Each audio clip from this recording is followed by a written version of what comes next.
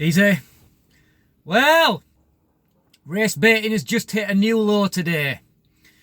Now, we all remember the tragedy that was Grenfell Tower. And those with longer memories will remember the tragedy that was Stephen Lawrence, the young black lad that was killed in the early 90s by a bunch of racist thugs. Well, Stephen Lawrence's mother has just waded in now to the Grenfell Tower inquiry. And she suggested, I shit you not, that firefighters were influenced by the residents living in Grenfell Tower. She said that they were slow to act and that they would have been quicker to act had the tower block been filled full of white people.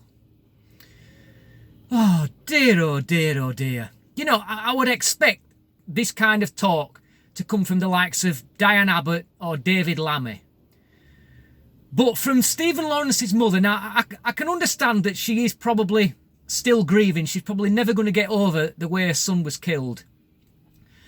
But this is beneath her, because she has been made a peer through her work to fight for justice. And this is just, it's completely beneath her. I mean, you can just imagine it now, can't you? I mean, we've all heard the 999 call that was made on that night of the Grenfell Tower fire.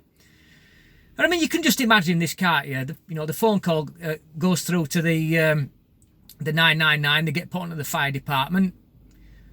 The fire, Grenfell Tower.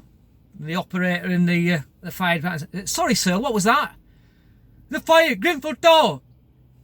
I'm sorry, sir. You're going to have to slow down. I'm struggling to understand your immigrant accent. Grenfell Tower. The fire, Grenfell Tower.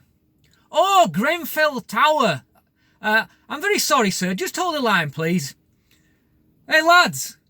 Who lives in Grenfell Tower? What, it's full of black people and immigrants? How many legal immigrants do you reckon there might be living in there? What, possibly half of them, yeah?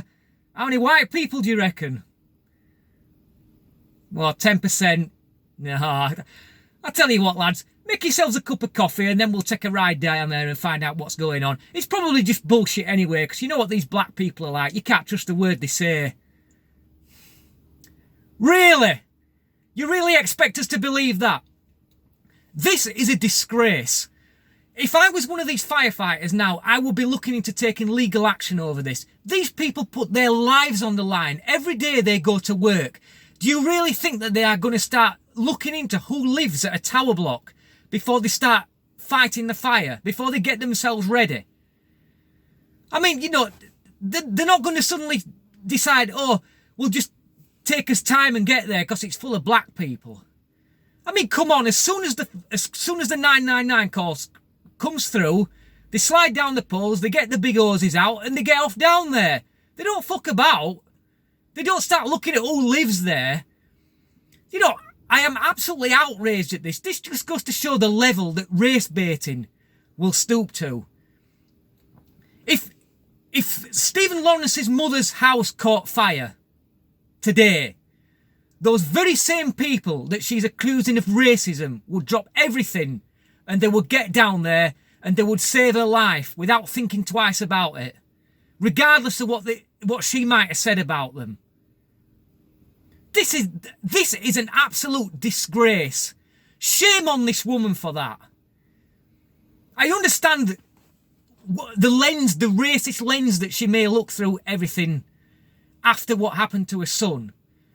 But this is beyond contemptible. I just hope that those firefighters take legal action now against her for this, because this is a disgraceful accusation that they would do such a thing. I thought that race relations were getting better, but this, I'm afraid she has just put race relations back many years with this. Because there are a lot of black people now that are going to be looking at this and thinking, oh, well, maybe the fire brigade just are racist. Dear oh dear. This is an outrage. Thank you for watching. Till next time, easy.